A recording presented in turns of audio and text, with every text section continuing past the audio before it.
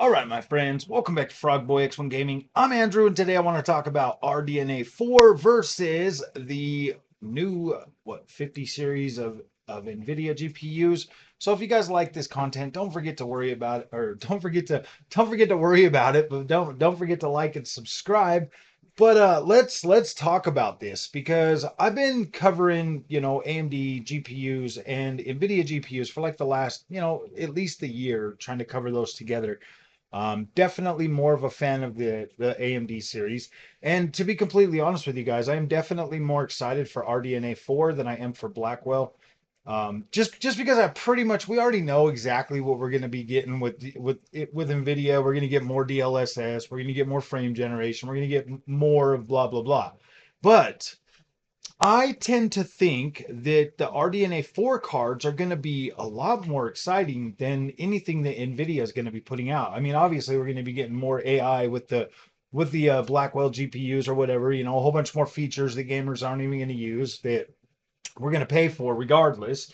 But if the rumors and speculation are true about the new AMD 8800 XT, and that being the top of the line card that you're going to be able to get, that will be coming out with at least 7900 XTX power, 4080 super power for 500 bucks.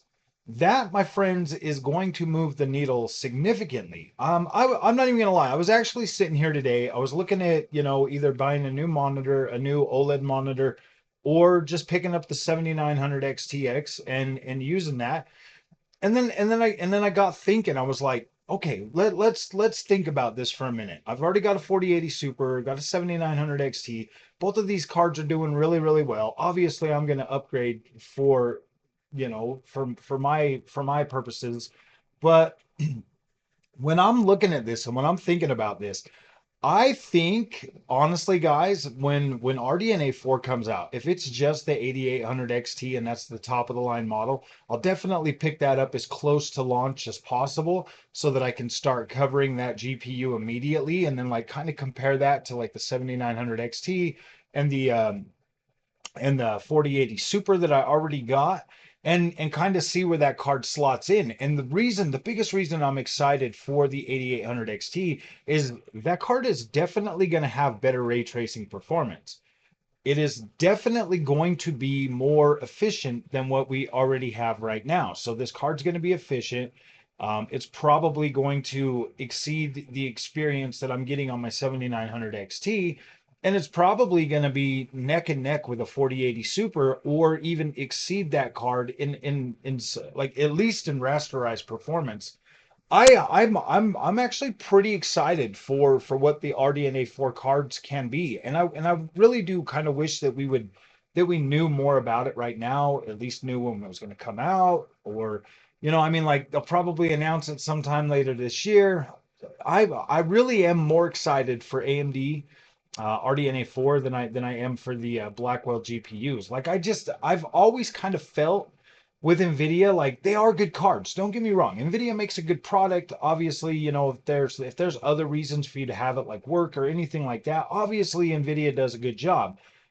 But that why see, I never got this. I have a 4080 Super and and like I still would rather be on my like I would rather be on an AMD GPU, and that doesn't make sense to me. Like it's never made sense to me that Nvidia is the best, yet it can't handedly blow me away to the point where I'm just like, ooh, AMD. So here's the thing, guys. I'll put the 4070 or the 4080 Super back in there.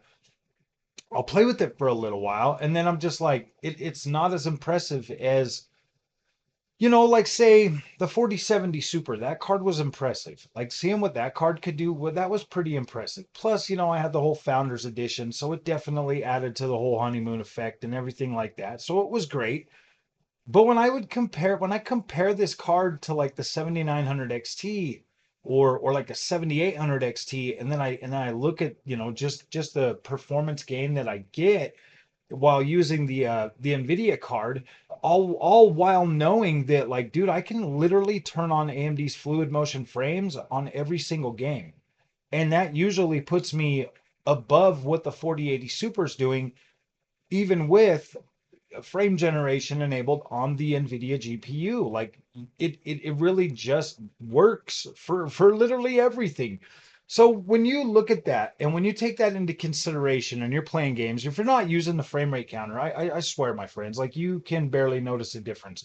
Both frame gen technologies will have their like little there, you'll have your little pet peeves with both of them, like something in the screen will not be working right, or they'll have like a little flicker or something like that. Like you're always going to be able to notice for the most part when frame gen's on. I don't think there's any game yet to come out and frame gen has literally been perfect to the point where I can't tell that it's on. You can tell whether you can feel it or you can see it. You can tell, but how sensitive you are to it is what's really going to make or break the experience for you. Because when you turn on a game, like take for instance, say you're using AMD's fluid motion frames and you got a 40 FPS experience and you lock it to 40, that gives you an 80 FPS experience. Like it doubles your frame rate on basically everything. So if you're at 40, lock it at, like if you're say you're bouncing around from like 42 to 45 or something, just lock it at 40 and it will give you an 80 FPS experience. And like if you do like rapid camera movements and stuff, obviously you'll be able to see it kind of break down a little bit, but as long as it's okay within your tolerance, you're probably okay with it. If you're using a controller, you're not gonna care. Like you're not gonna care. Like it doesn't even matter. When it comes to feeling, the only time you're ever gonna notice frame gen really being bad is mouse and keyboard. That is the only time. Like when I'm playing body cam and I've got frame gen on because on like the 4080 Super and I'm using the mouse. Oh boy, that looks pretty. That's it's kind of jarring. But if I'm on the controller, absolutely perfect. And the same thing goes with the AMD experience. If I'm using fluid motion frames, not a problem. Well, actually, it is a it is AMD's like actual FSR3 and frame generation on that game that you can enable, and it runs just fine on either of them. But if you're using the mouse, it is a little bit rougher. It is definitely a little bit rougher to try to use that. So at the end of the day, guys, like I'm more excited for the RDNA 4 cards. They might actually launch with like a DLSS competitor that's going to be AI driven. That'll actually, even that will actually close the gap even more. That's why AMD to me is more exciting. Nvidia's been out there pushing the ropes and pushing the ropes and pushing the new stuff, but I don't think that they've delivered enough of a gain from generation to generation to generation to actually praise them as much as people do. They've delivered a price increase, but they have not delivered. Like if you look at it from the 20 series cards, okay? And this is just me being real and giving it to you the way I see it. From the 20 series cards when DLSS first launched to now on a 4080 Super, still finding impurities in DLS implementation across multiple different games. And we're talking like a bird flies across the screen and there's this long trail following it, or a NPC walking in the background and they got like this black trail following them too. There shouldn't be those kind of impurities in DLSS, especially on these newer cards. Like that should be gone. Like it shouldn't even be a thing anymore. But you look at the uptick from AMD versus the price versus the features that you've gotten with AMD, that to me is more exciting. Like Nvidia's like, yeah, we're gonna bring out frame generation for our 40 series cards, and AMD's like, yeah, well, we're gonna bring out frame generation for a couple of we're gonna bring out frame generation for everybody, even your old cards. And then to top it off, we're even gonna make it so you can use frame generation with all DX11 and DX12 games. And to me, that's exciting because that is something that you can actually use as a tool to better your experience. And I've shown that multiple times on the channel that you can actually use these features. And people with 30 series cards that pretty much got shut out by Nvidia, even they can use AMD's FSR3 and FrameGen to actually boost their experience. And I've seen a lot of praise for that from Nvidia guys that are like, yeah, dude, that's awesome that AMD did that. And I got to give a shout out to those guys that are actually like, yeah, man, like AMD does a lot for the gaming community. I believe that. I absolutely believe that. Like my whole experience with AMD has been puppies, rainbows. It's been good. It's been good. I actually love it. I feel like the AMD experience is I feel like AMD is 100% catered towards gamers, whereas Nvidia is kind of like got one foot in everything and the jack of all trades, master at none. And you know, when I'm utilizing the new Nvidia beta app, that thing is so damn buggy. It's not even funny, man. Like it is pretty buggy. I don't remember using the adrenaline beta.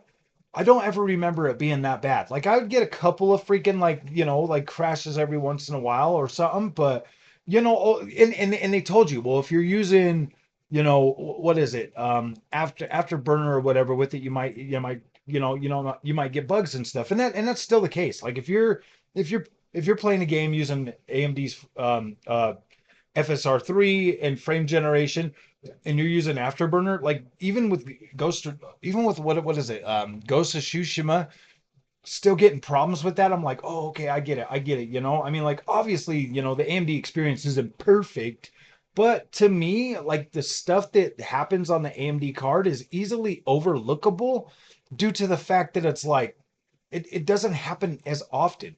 Now, I've heard war stories from people saying that their AMD experience has just been trash. And like, if anybody has went out of their way, literally went out of their way to gum up the system, by not doing a fresh Windows install, trying to run both drivers on my PC at the same time, never using DDU to take off, their drivers, and I'm still not experiencing these massive issues with the AMD side of things. I don't get it, man. To me, it sounds like the Nvidia cards are more susceptible to all of this stuff than the AMD side of things are. To me, it seems like the AMD thing is a little bit more bulletproof, whereas like Nvidia and Intel are the ones that are more finicky because now they got AI doing all of their software. I wonder if humans are actually there being like, oh yeah, or checking the work or anything. They just got like AI writing all these freaking all these driver updates and stuff over there on Nvidia, and like, yeah, I don't know, man, because I'm not gonna lie, dude. I'm not gonna lie. In the last year, my AMD experience has been dang near perfect. I'm not, well, not, yeah. I mean, it's been pretty dang good. Like, I don't have a lot of crashes. I've had more crashes on the 4080 than I've had on any of my AMD cards this whole last year, just in the month and a half that I've had it. So I've literally crashed out of so many games on this 4080 Super that it's like, wow, dude. Like, and I don't say anything about it. I don't come out and I make a video every time something happens because no, I actually like Nvidia. I just I just prefer the AMD experience more. And I do feel like it's not that I feel like the AMD experience has been significantly more stable for me over the Nvidia period ever. And I I mean, you can try to tell me till you're blue in the face that no, you're doing something wrong. Man, I'm doing the same thing literally to both cards. If I leave both drivers on there, that means I'm doing it to both cards. And I'm not doing that anymore. Like I do delete them, but I don't DDU them. And I didn't, do a Windows refresh install or anything like that. So I'm literally doing the same exact thing to both cards. Both cards are getting the same treatment. So if the AMD side of things is still more stable, that means technically the NVIDIA cards are the ones that are more susceptible to these issues over the AMD side of things, if that makes sense. But you can tell me whatever you want. You guys are the professionals. I'm just a consumer. I am. I'm just a consumer here to make things as annoying as possible for everybody that, spits out all these wives' tales and then don't back anything up. They say that to me. They say that I put out content, but I don't back anything up. Yet you can get on any Reddit forum or anywhere and you can just see the litany of people. AMD has terrible drivers. AMD this, AMD that, AMD this. And then I look at it and I'm like, dude, like everything you guys are saying, I experience with Nvidia and I don't experience that with AMD. Oh man, the stutter struggle. I'm like, it has always been worse on the Nvidia cards than it ever has for the AMD cards. I had I have way more stutter struggle in PAX Day on the 4080 Super than I do on the 7900 XT, and that's just a fact. Like that, it is. Like my experience matters to me, and it is smoother and feels better running on the AMD setup. The AMD CPU, the AMD GPU, I just feel like it's a much more I feel like it's a better optimized experience. I do. I feel like I'm getting a better overall experience by having a full AMD build. And I mean, if you're mixing and matching and doing all of that, like I don't know what else to tell you. I mean, I'm not having the problems that everybody else seems to say that they have. I've had a good experience with AMD. So when RDNA 4 comes out, I'm going to buy that like day one. Like I'm going to buy that as close to launch as possible. Like I'm excited for that. I'll look and see what the Nvidia thing is if I decide to actually upgrade and get an Nvidia card. I don't know. I don't know. I don't know. So like, we'll find out. But I'm more excited about AMD and the future of AMD. So I will probably end up buying AMD products day one, whereas I might wait a while for the Nvidia products. I might actually wait until what is it? The 5080 Super Ti comes out before I buy another Nvidia GPU. I don't know, guys. Like I want to cover it and I want to do that, but let's just face it, nobody cares about the Nvidia content unless you cover it at day one. Nobody cares about the Nvidia content. Nobody. The only time I ever get views on these is when I put AMD in there, and that sucks. That's sad, and that's good for me though. That's good for me. That means that I know that I have people out there that want to see AMD content that just they're sick and tired of hearing about the same thing about Nvidia over and over and over again when we all know that Nvidia has these issues like we do. And yeah, I don't know.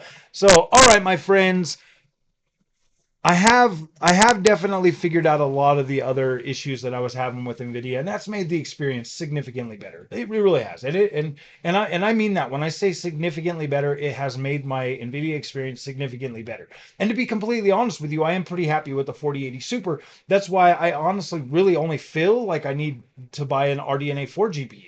I'm more excited about covering that anyways. So that's what we're gonna do. So all right, my friends, I'll see you guys in the next one. Thank you so much for watching. Thank you for supporting this channel.